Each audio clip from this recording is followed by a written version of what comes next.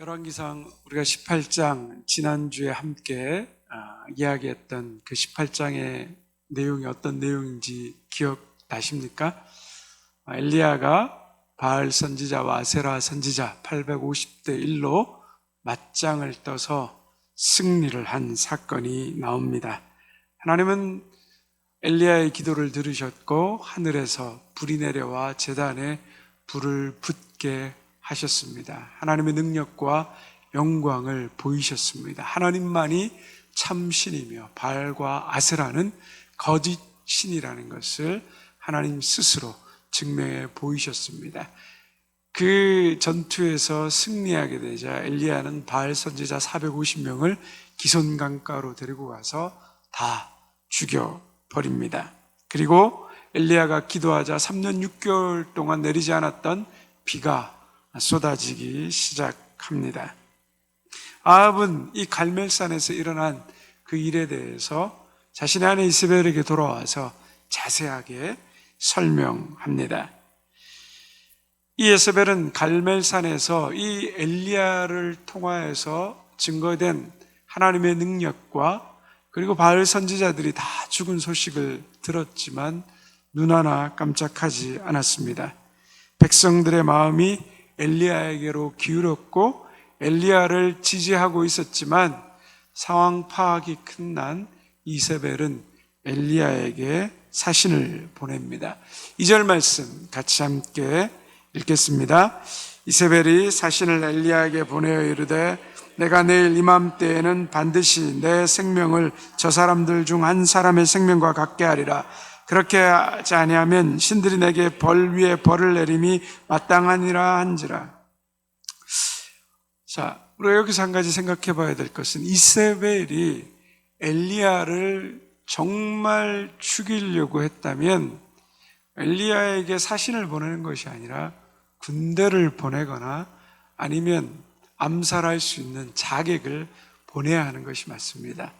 그런데 오늘 장면에서 보면 그런 사람들을 보내는 것이 아니라 사신을, 메시지를 전달하는 사람을 보냈다는 거죠. 어떤 메시지였습니까?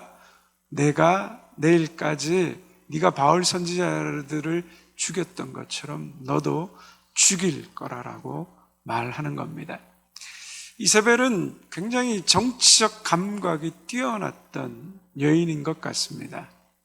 이미 백성들의 마음이 엘리야로 기운 것을 알았고 여기서 만약에 엘리야를 자신의 손으로 죽이게 되면 백성들이 가만히 있지 않았을 것입니다. 아마 밀란이 일어나거나 폭동이 일어났을 것입니다. 그래서 엘리야에게 고도의 심리적 전술을 쓰게 됩니다. 너를 죽일 것이다. 내가 살아남지 못하리라. 이 말을 들은 엘리야가 만약에 자신이 있던 자리에서 도망간다면 엘리야는 겁쟁이로 비겁한 사람들로 백성들에게 설명할 수 있게 되는 것입니다. 그런데 여러분 어떻게 되었습니까? 엘리야가 어떻게 합니까? 이세벨의 말을 듣고 어떻게 하죠? 도망하죠. 여러분 이 장면을 보면 이해가 잘 되시나요? 저는 이 장면을 볼 때마다 잘 이해가 안 가는 거예요. 850대 1로 맞짱 떠서 그 놀라운 하나님의 능력과 영광을 드러냈던 엘리야, 아합과 이세벨이 엘리야를 죽이기 위해서 3년 반 동안 자기 나라 구석구석뿐만 아니라 다른 이웃 나라에게까지 특공대를 보내가지고 죽이려고 했지만 죽지 않고 도망다니며 하나님이 보낸 곳으로 피해 다니며 전전긍긍한 삶을 살았지만 그 어려운 삶을 인내하고 버텨낸 엘리야가 아니 어떻게 갑자기 이세벨의 한마디 때문에 도망갈 수 있느냐 하는 겁니다. 자세하게는 모를 것 같은데 어떤 사람은 그렇게 이야기를 하더라고요. 엘리야가 이 850대 1의 게임에서 승리했기 때문에 그 승리의 영광이 마음에 가득했고, 이제 이 소식을 들은 이세벨 그리고 이스라엘 백성들이 하나님 앞에 회개하고 돌아오겠다라는 마음이 가득 차 있었다는 거죠. 그런데 결과가 어떻게 돌아옵니까? 회개하고 돌아오기는커녕 이세벨은 오히려 자신을 죽이려고 하는 것입니다. 영적인 승리, 영광, 쟁취 후에 다가오는 급격한 영적 고갈을 엘리야가 경험하게 됩니다. 악은 우리가 생각하는 것처럼 이것이 진리이기 때문에 진리가 승리했다 그래서 악은 수그러드는 것이 아니라는 거죠. 하나님께서 바로왕에게 모세를 통하여서 애굽에 10가지 재앙을 보내셨는데도 바로의 마음은 어떡합니까? 강팍해서 듣지 않습니다. 이스라엘 백성들은 어떻습니까? 하나님의 말씀을 늘 듣고 하나님으로부터 직접 듣고 직접 하나님이 그들을 위해서 행하시는 놀라운 기적을 보았고 하나님이 말씀하시는 음성을 수없이 들었지만 이스라엘 백성들의 마음은 강팍했습니다. 하나님을 버렸습니다. 그리고 우상을 섬겼습니다. 오늘 저와 여러분도 마찬가지지 않습니까? 우리가 얼마나 하나님의 말씀을 매일 듣습니까? 그리고 얼마나 좋은 이 발전된 시대 유튜브를 통하여서 SNS를 통하여서 얼마나 많은 설교의 말씀을 듣습니까? 들으면서 또 얼마나 아멘 아멘 하십니까? 그런데 어떻습니까? 우리의 삶은 그다지 그닥 변화되어져 가는 것 같지가 않습니다. 이세벨이 그랬습니다. 엘리야는 성공 뒤에 자신이 기대했던 바가 이루어지지 않는 그것을 보고 급격하게 다운되고 번아웃되게 된 것입니다. 우리가 스타들이 이런 성공 후에 성공하면 잘 될 것 같은데 요즘도 저희 나라의 그 유명한 영화배우 유아인 씨가 4가지 마약을 했다 그러죠.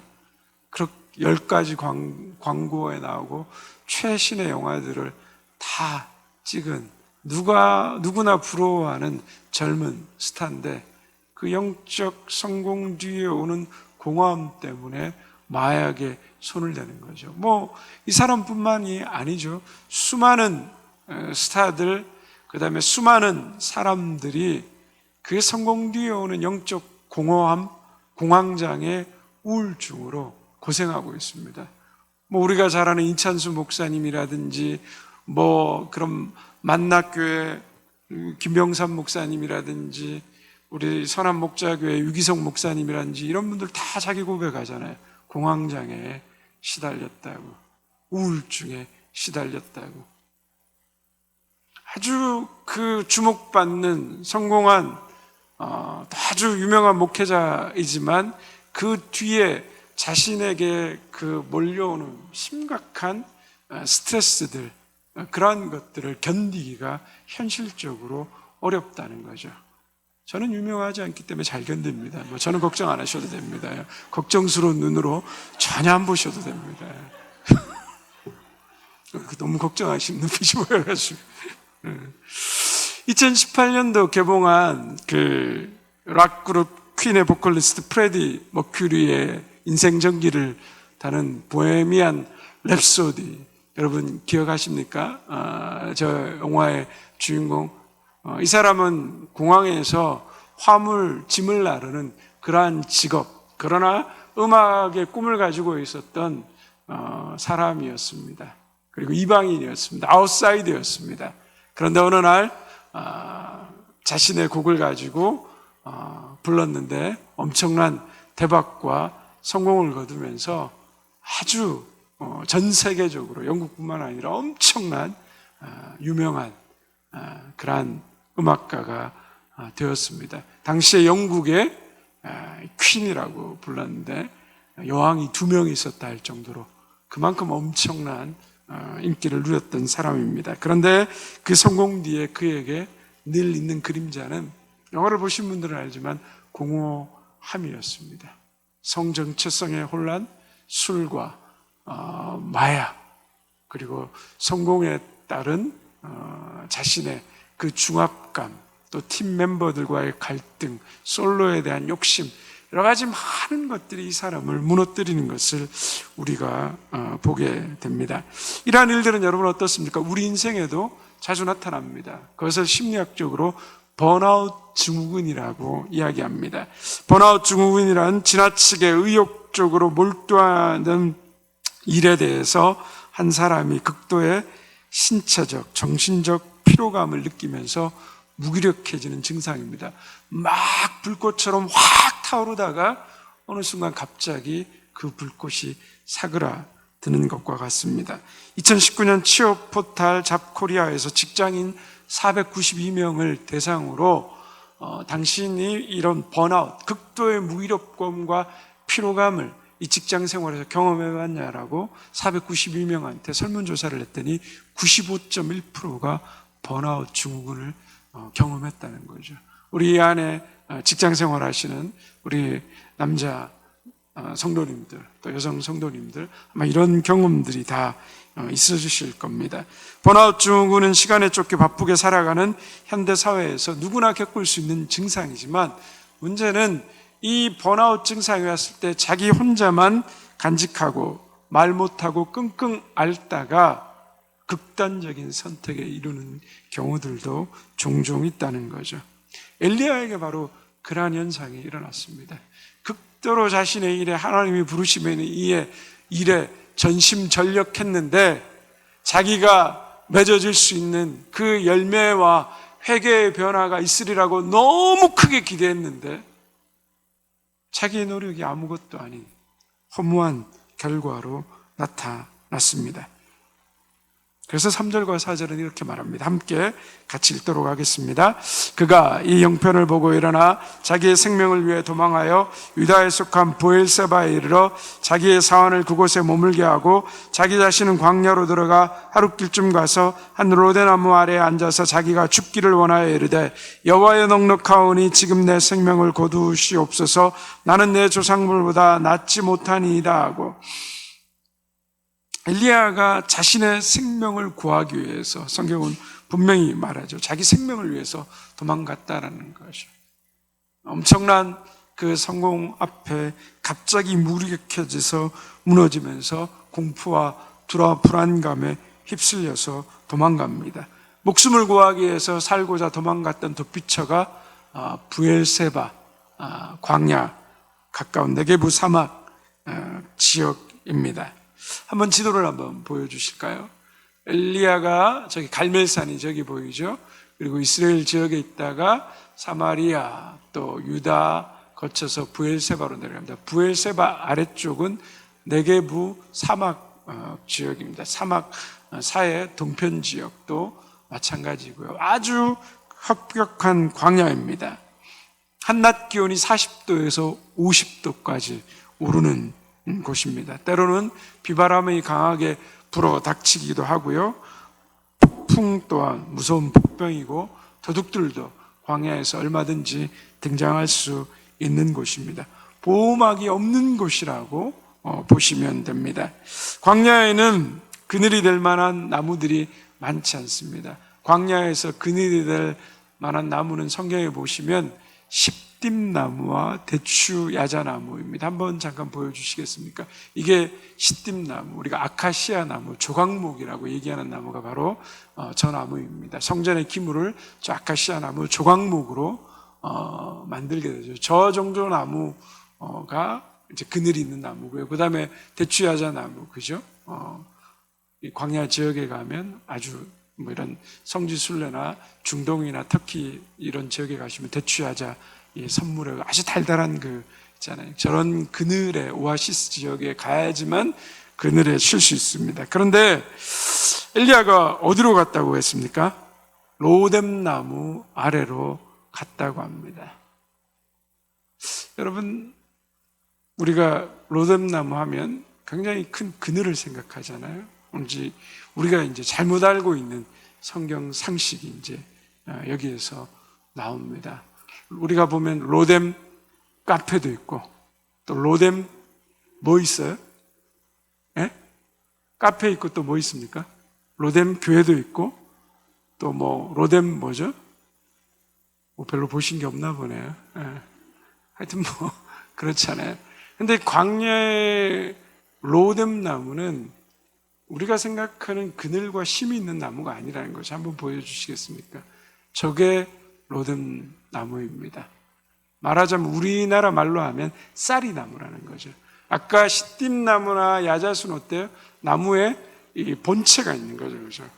나무가 있고 가지가 있어서 해서 그늘이 지는데, 저 로뎀 나무는 목사님 저기 그늘이 있는데요. 그런데 저건 그늘이 아니라 그림자죠. 그죠?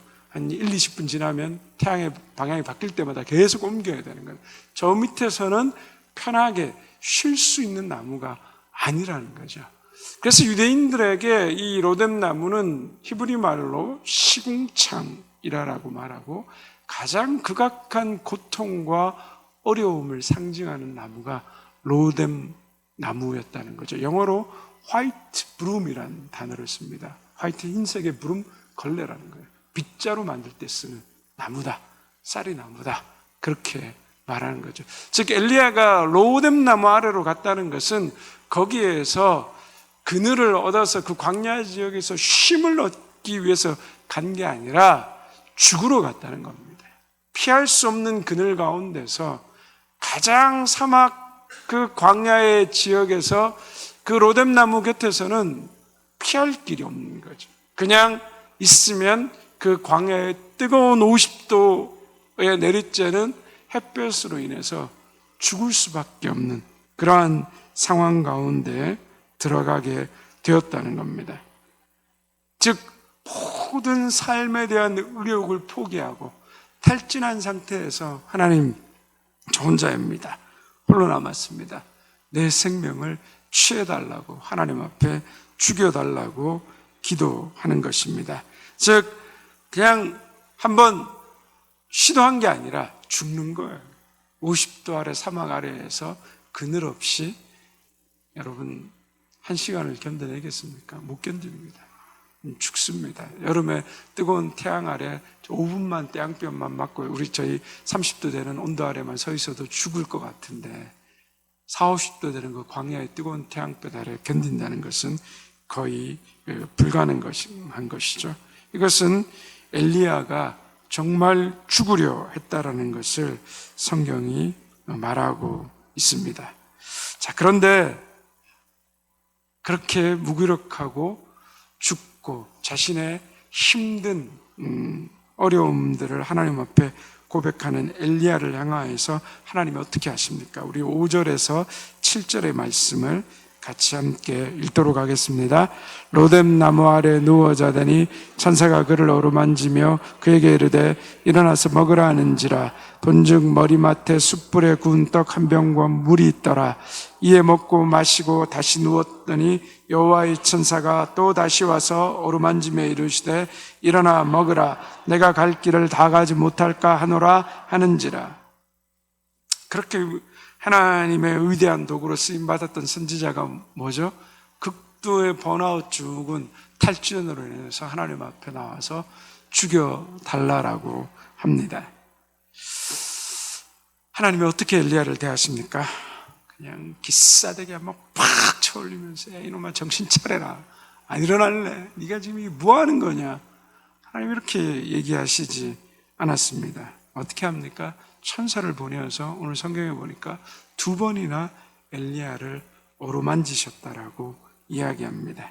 그리고 엘리야를 위해서 준비하신 것이 있죠. 뭐입니까? 숯불에 구운 떡과 한 병의 물이라는 거죠. 이거는 우리식으로 표현한 거죠. 과거에 이 병이라는 것 자체가 없는 거죠.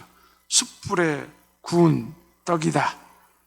이것은 뜨거운 돌 위에 익힌 빵이라고 학자들이 이야기합니다. 50도가 넘는 그 광야에 돌들이 있는데 예수님도 광야로 나가면서 떡이 돌되게 하라 그랬잖아요. 그 돌의 색깔이 떡이랑 비슷하다는 거죠. 그리고 실질적으로 여러분 어디 그 관광 가보시면 돌 위에 이거 밀을 부어서 떡 만들어서 빵 만드는 것들 여러분들 가끔 아마 TV나 또 경험으로 보신 적이 있을 겁니다. 그것처럼 광야의 그 뜨거운 태양 아래, 돌 아래다가 저희도 여름에 차 철판에 달걀 떨어뜨리면 어떻게 되죠? 익는 것처럼 그 위에 밀가루가 구워져서 익는다는 거죠. 숯불에 달궈진 돌이 아니라 태양열에 뜨겁게 달려진 돌 위에 빵이 익어가는 풍경을 묘사한다라고 말하고 있습니다. 엘리야가 그 뜨거운 탈진된 마음, 고통스러운 마음, 죽고자 하는 마음을 안고 그의 인생의 불이 점점 꺼져가고 있을 때 하나님은 그 광야에 뜨거운 돌에 익어가는 빵 냄새를 엘리야에게 풍겨주셨다는 거죠. 이건 바로 생명의 냄새입니다. 하나님이 너를 버리지 않으시고 너를 포기하지 않으시고 너와 함께 한다라는 하나님께서 일으키신 일입니다. 절박함과 절망 가운데 있었던 엘리야를 하나님께서 천사를 통하여서 먹을 것과 마실 것을 제공하십니다. 하나님은 삶의 막바지까지 스스로 내달려갔던 그 엘리야를 돌보시고 그리고 그를 먹이십니다. 엘리야가 탈진해서 죽게 되었다라고 하는 그 행동에 대해서 하나님은 시시비비를 가리기 위해서 찾아오신 것이 아니라 엘리야의 그 탈진, 엘리야의 쓰러질 것 같은 마음, 엘리야의 죽을 것 같은 그 마음, 그 곁에 함께 하셨다라는 거죠. 즉 하나님은 광야의 죽음의 자리에서도 그에게 빵이 되어 주셨고 그와 함께 하시는 임마누엘이 되어 주신 것입니다. 예수님이 그렇지 않습니까?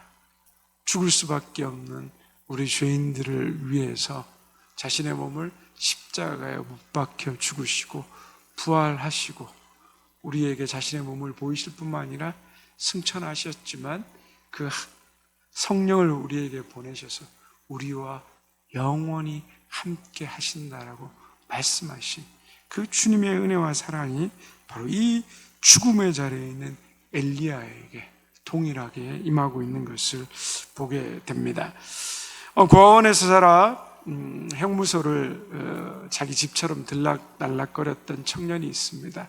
어느 날 자신의 인생을 생각하다가 너무 억울하고 힘들었던지 목사님을 찾아왔습니다. 자기 안에 비판의 날선 목소리들로 그는 가득 차 있었습니다. 그가 말하는 그 말의 핵심은 부모가 나를 낳아서 버렸다. 인정도 사랑도 없는 망할 세상이다. 교회도 사랑이 없다. 모두가 몰인정하다라고 말을 하고 독소를 쏟아냅니다. 목사님이 그의 말을 공감하며 들으시다가 그에게 이렇게 말합니다. 그러면 자네는 지금까지 어떻게 먹고 살았는가? 그냥 어째저째 먹고 살았다라고. 그럼 자네가 버려졌을 때 자네의 젖은 누가 주었는가? 자네의 기저귀는 누가 갈아 주었는가? 자네 혼자 할 수 있었는가? 누군가가 해 주었겠죠. 목사님이 이렇게 말합니다. 한번 생각해 보라라는 겁니다. 다른 사람들은 자기 부모한테 당연히 받아야 될 그 사랑을 받고 자랐지만 자네는 낳지도 않은 그 많은 사람들이 자네를 사랑으로 여기까지 키워준 것 아닌가? 그 말 앞에 이 젊은 청년은 할 말을 잃었다라고 합니다. 여러분, 우리 중에 사랑받지 못한 사람이 있습니까? 우리 중에 하나님의 사랑 밖에 있는 사람이 있을까요? 하나님이 우리를 사랑하시기를 중단하셨다면 아마 이 자리에 남아 있을 수 있는 분은 아무도 없을 것입니다. 참으로 너무나도 많은 사람들이 많은 사랑을 받고 오늘에 이르렀습니다. 우리가 그 사랑을 모를 뿐이고 깨닫지 못했을 뿐입니다. 하나님은 탈진한 엘리야에게 찾아가셔서 하나님의 은혜와 하나님의 사랑, 그를 여전히 변함없이 붙들고 계시는 하나님의 사랑을 통하여서 그를 다시 회복시키시고 그에게 다시 새로운 힘과 능력을 부어주십니다. 우린 사순절을 보내고 있습니다. 예수님이 우리를 위해서 십자가를 지시고 우리의 죄를 다 담당하시고 우리는 그 하나님의 은혜와 사랑 때문에 오늘 이 자리에 여기에 있는 것입니다. 우리가 깨달아야 되는 것은 무엇입니까?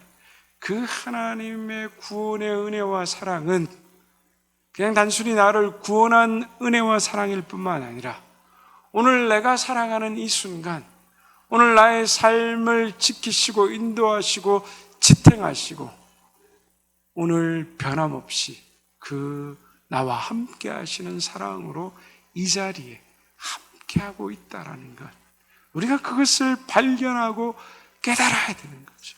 하나님은 변함없이 임마누엘로 우리와 함께 하셨습니다. 예수님을 이 땅에 보내신 그 예수님이 하나님의 본체이신 분이 인간의 몸을 입고 이 땅에 오셔서 우리와 함께 하시는 그 순간만이 임마누엘이 아닌 것이 아니라 오늘도 부활하시고 승천하셔서 살아계시고 역사하시는 그 하나님 성령을 통해서 오늘도 우리와 함께 하시며 오늘도 지쳐있고 낙담하고 낙심해 있는 우리의 영혼과 삶 가운데 영혼의 빵으로, 영혼의 생명으로 우리를 사랑하시는 그 사랑으로 우리와 함께 하시며 새로운 능력과 힘을 공급해 주시는 분이라는 겁니다. 우리가 이것을 잊으면 안 됩니다. 하나님의 사랑은 끊어질 수 없다라고 성경은 말하고 있습니다. 우리를 향한 하나님의 사랑에서 그 어떤 것도 끊어내지 못합니다. 우리는 그 하나님의 사랑에 붙들려 있는 사람입니다. 예수님이 요한복음 16장 32절에서 이렇게 말씀하십니다. 함께 같이 읽도록 하겠습니다. 요한복음 16장 32절입니다. 보라, 너희가 다 각각 제 곳으로 흩어지고 나를 혼자 둘 때가 오나니 벌써 왔도다. 그러나 내가 혼자 있는 것이 아니라 아버지께서 나와 함께 계시느니라. 한번 따라해 볼까요? 아버지께서 나와 함께 계시느니라. 여러분 이 사실을 믿으십니까? 다 흩어질지라도, 예수님을 다 배신하고 흩어질지라도 예수님 안에 분명한 믿음은 무엇이었습니까? 하나님이 나와 함께 계신다.